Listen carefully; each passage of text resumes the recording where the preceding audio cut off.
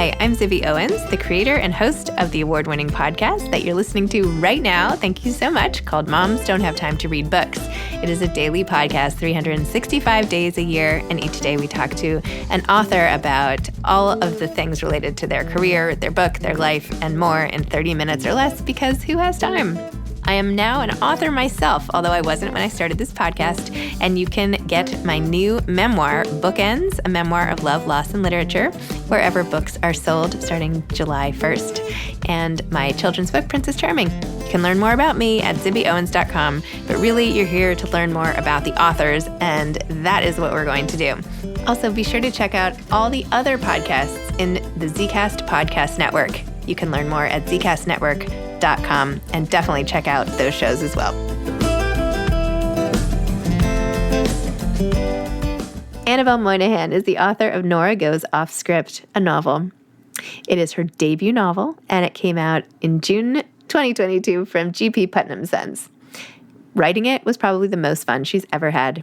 Pre-Nora, Annabel wrote fiction for young adults and a column for not-so-young adults. She grew up in Los Angeles, and nearly every one of her relatives still lives in Southern California. She attended Duke University, where she studied English, and has an MBA from the Wharton School of the University of Pennsylvania, and had a brief history as an investment banker.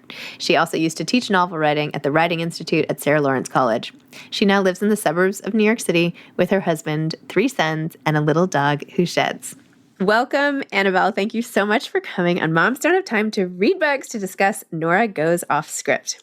Thank you for having me. I'm thrilled to be here. As you have seen on Instagram and everywhere else, I've been raving about your book. I absolutely loved it. It's like my favorite book I've read. I literally was I was talking to my whole Zibby Books team, and I was like, this is like the book I want to publish. I'm like, here are all the things that I like about it that make it so great, so, which I'm happy to go through. But yeah, it's so great when a book is a source of entertainment and that you feel like you cannot get away from it and you're in it the whole time, and it involves every sense, and you cry and you laugh and you're just in it, and it's so great and you're so funny. And anyway, I just loved it.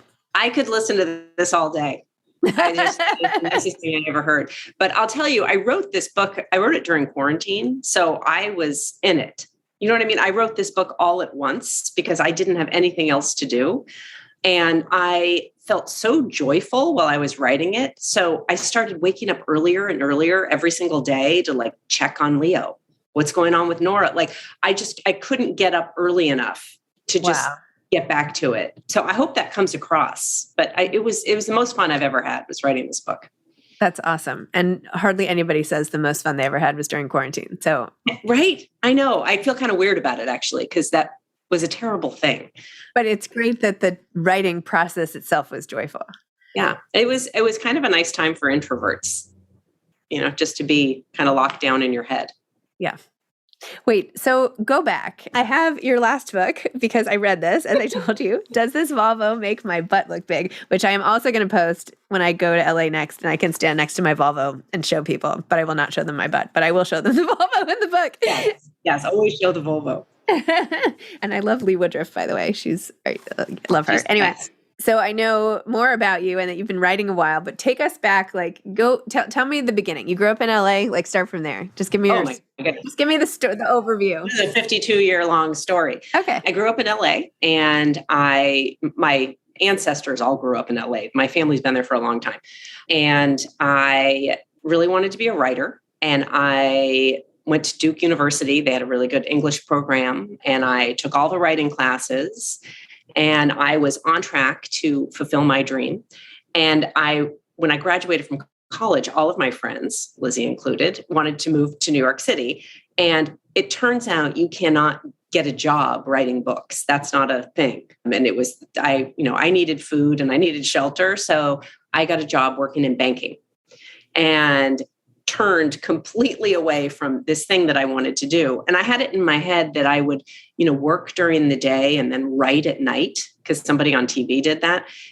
Banking isn't that kind of job. You work during the day and you work at night. So I did that and I enjoyed it. And I ended up going to business school. And I met my husband there, and I graduated, moved back to New York. I went back to banking. And then that was really like the moment when I was the person who was the farthest away from what her skill set was possible. Like I enjoyed that job, but that is not stuff I'm good at. So I got pregnant and I quit. And then I was home with children for a while, and I didn't write anything until I was 37. So I am the late start story, and it's working out fine. Yeah, it seems to be going well. So you started with essays, or what happened? You wrote YA? No, so I have this friend, Elizabeth Wolfe, who had an idea. She said, it'd be interesting to write a book about positive thinking for teenagers. And I said, yes, that's interesting. And she called me all the time about it until we actually sat down and wrote it. So that was our first book. It was published by Simon & Schuster.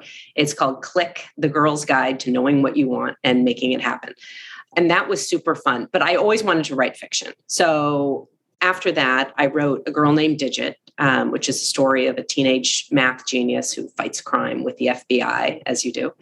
And then a sequel to that, Double Digit. And during that time, I started writing my column. And I think that writing my column I sort of found my grown-up voice, and I became more comfortable talking. There's a distance with YA. Like you can talk about your 17-year-old self because who cares? I think there's something a little more vulnerable when you're talking about what's actually happening to you as a wife and a mother and a person in the world. And I think that Nora came out of that. I think that I wrote enough of those essays that I became ready to write about grown-up life. Wow. And how did you start the column? Like, what did you know at the beginning it was going to be a column? Did you start it as essays? Like, I feel like having a column anywhere is a dream for so many people. Like, how did you go about that? That was actually one of my little kid dreams. I had dreamed that I would just sit and just write stuff and people would read it. And here we are. I was at a baseball game one day and this woman said, the local paper is looking for a lifestyle column.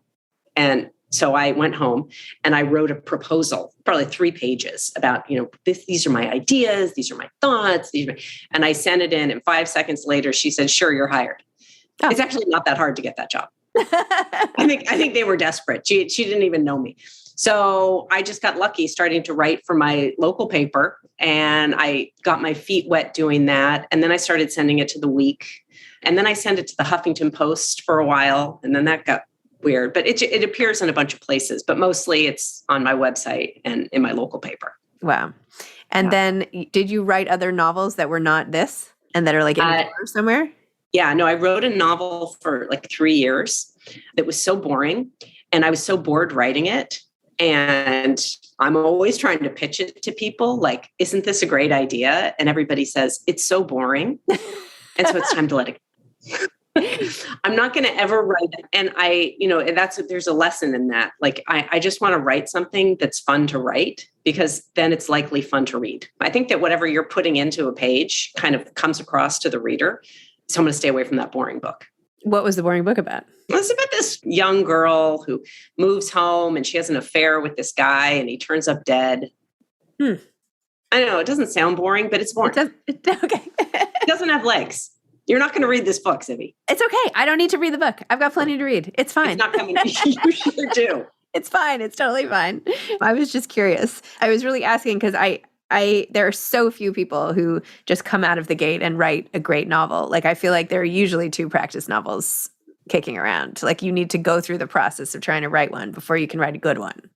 Yeah, no, I think that's true. And I've been writing a long time, by taking a lot of breaks, but it just seems like this was the time for me to get this book out.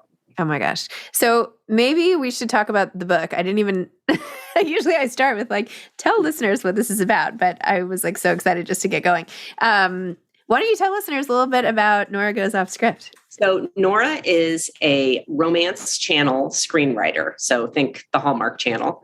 And she ends up writing a more serious script about her divorce. And that gets picked up as a feature film and is filmed partially at her house. And she ends up falling in love with Leo, the man who plays her husband in the movie.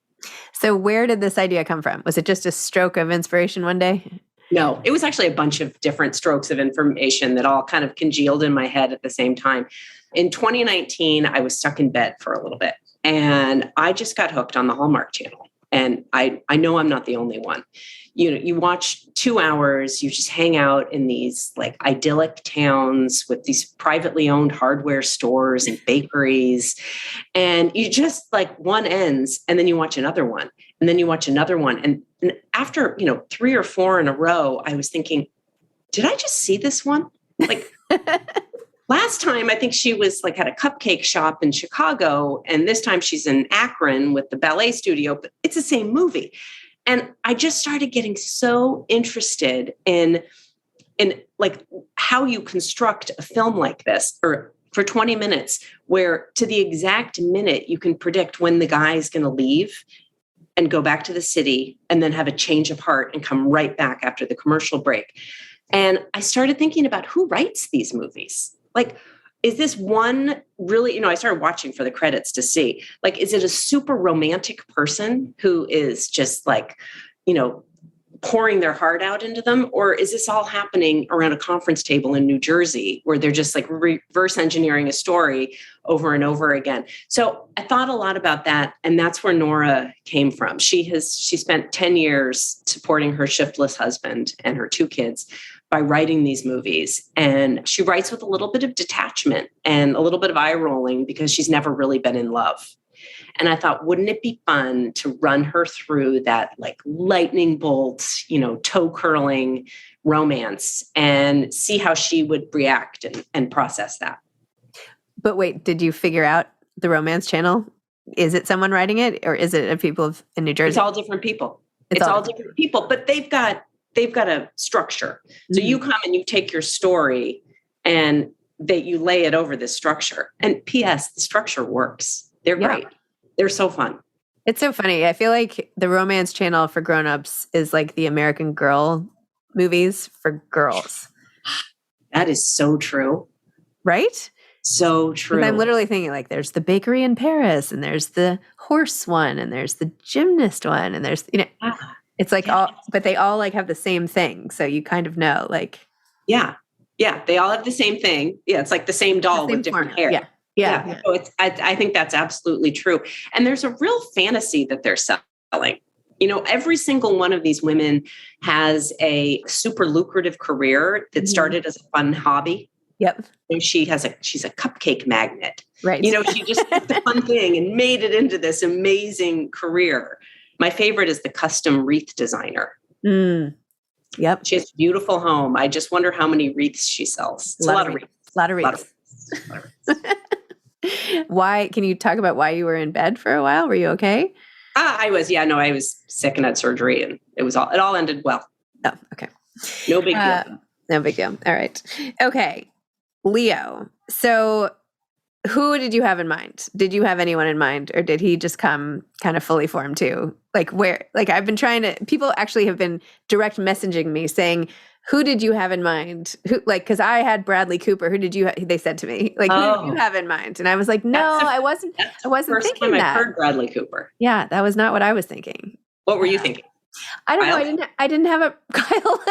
Yeah. I didn't, somebody who, more like a dark, I guess actually more like, now that I'm thinking about it, it is kind of like him in my brain, like dark hair, kind of like stubble, but I didn't have a particular person. Maybe it's almost like, now I'm forgetting the guy's name. Do you remember that Jennifer Lopez movie with like the really beautiful man with like the strawberry and like, I think maybe The Wedding Planner. I have to look up this guy's name. I think The Wedding Planner was Matthew McConaughey. No, then it wasn't that. It was I'm going to look it up. I can't remember his name.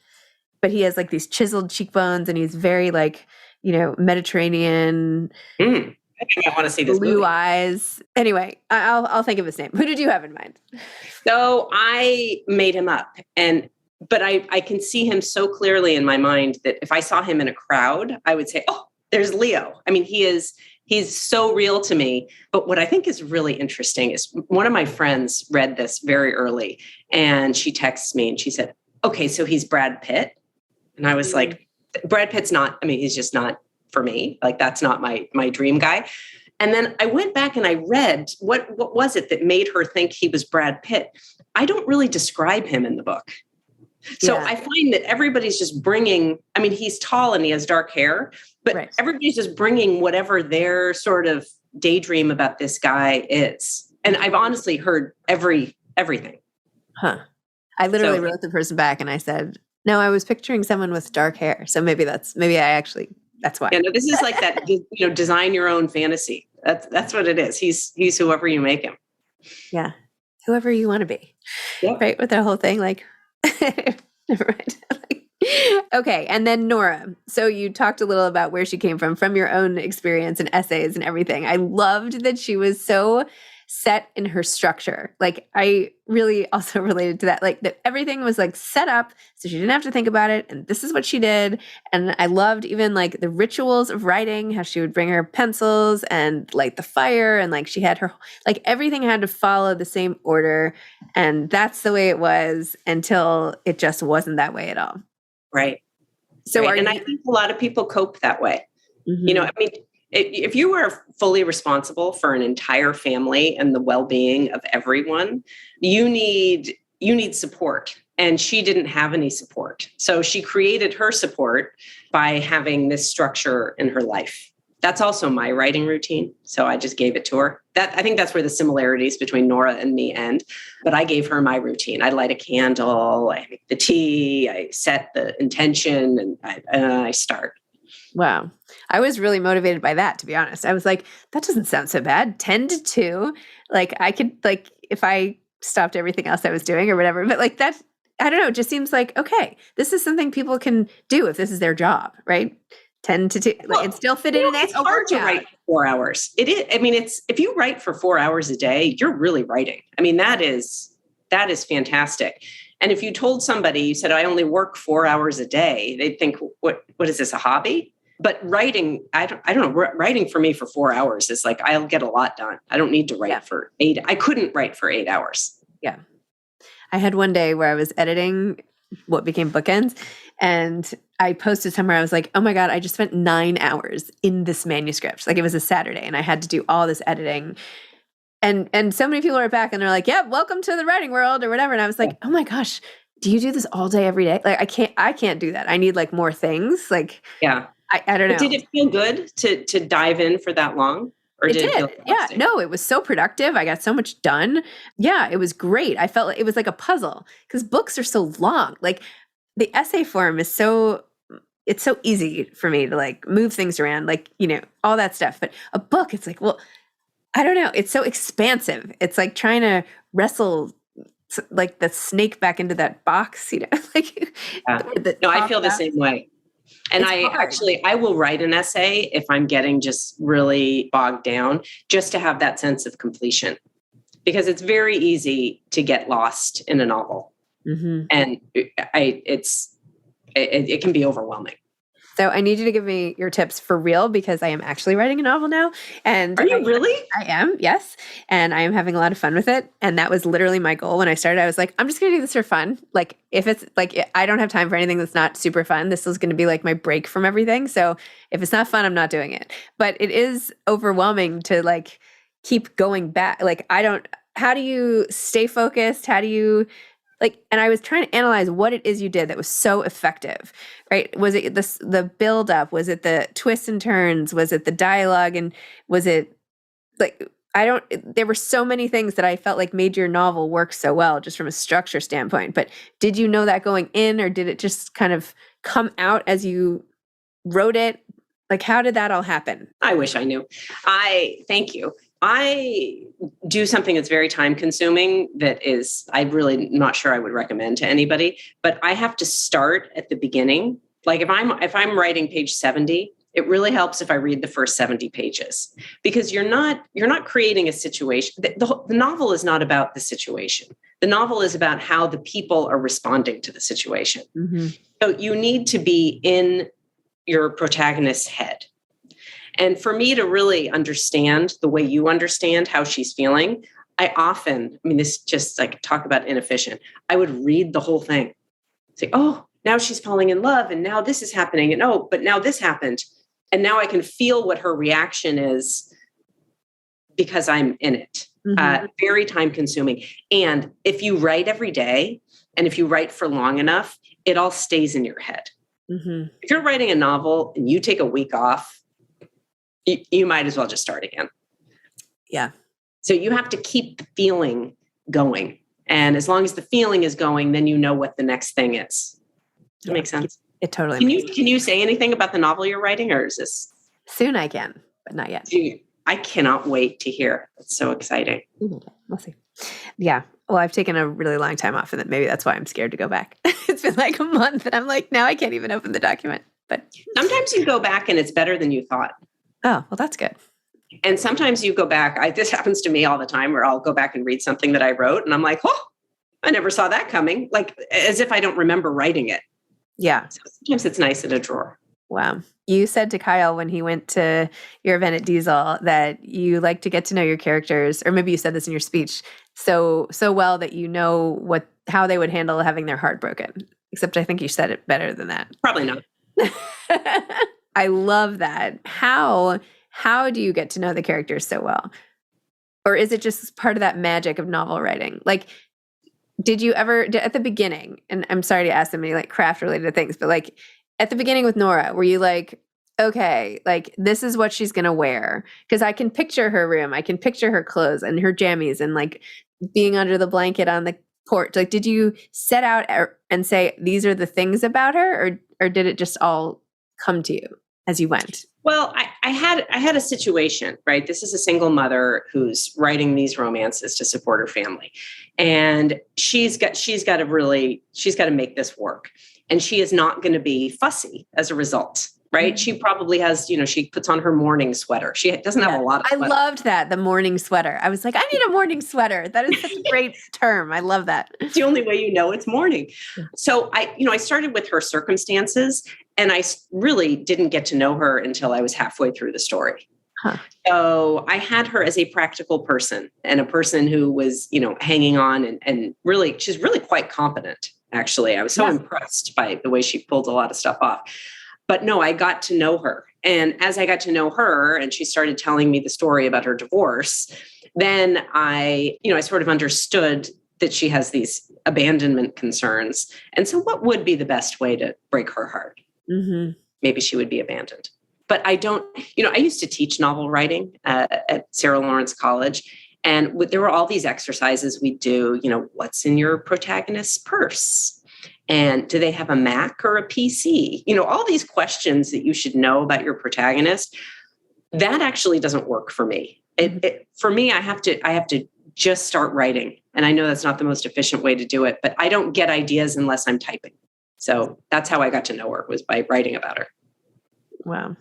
So how long during the pandemic did it take for like the first draft of this to come out? Just wondering. The first draft of this, it was only about 3 months. Mm-hmm. But I mean, my children were sleeping till noon every day and I was getting up at 4. I mean, I was really writing a lot and I had nothing else to do.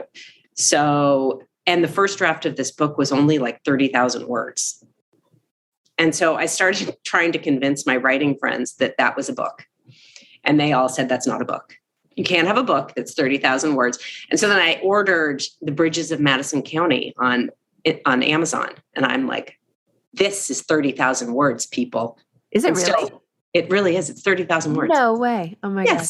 Yes. No one would buy it. And so I have a tendency when I write to leave the room too quickly. Like something happens and then the next thing happens.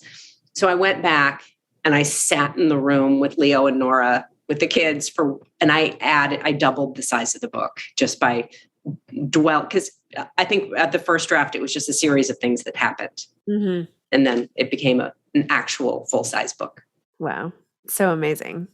What now? Like, what are you most excited about when you're doing all these events and having this whole like groundswell of support and people coming? And like I saw I'm like, that's so great. Look at her whole town like showed up for her. And something that like would happen to Nora, right? I feel like it's just so great if Nora were to write an actual book. But anyway, how does this whole thing feel after, suffering through banking and all this stuff and coming here? Like, what is it like now? It is, I don't know if I could actually describe it. It's like my actual dream come true. People say, oh, it's a dream come true. This was my dream when I was like a little child. And frankly, when I was a little kid, I used to read those Penguin Classics books, the little thin paperbacks.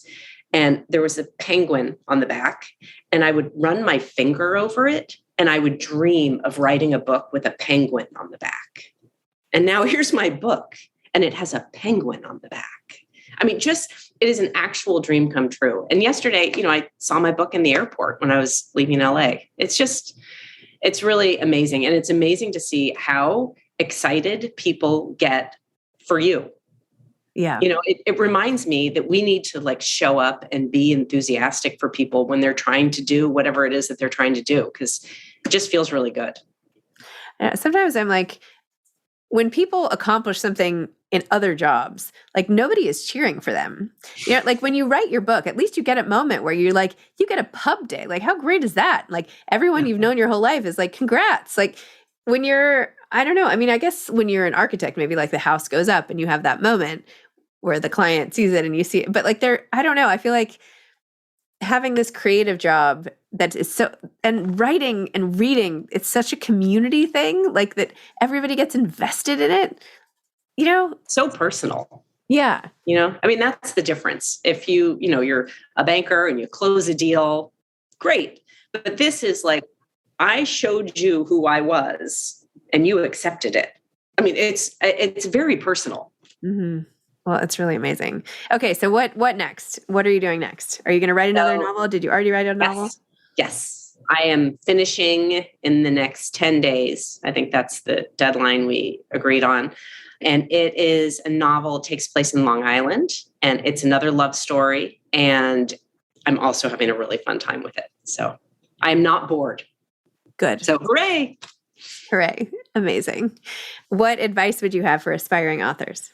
I would say keep going. And I just don't think that everybody, rushes out of the gate, writes their first thing, and it's a hit. And if you are trying to get something published and it's not getting published, that's just because it's not the right thing at the right time. If I was to go back to, give advice to my younger self, I wouldn't change anything. Like everything that I've done has added up to this wonderful thing happening.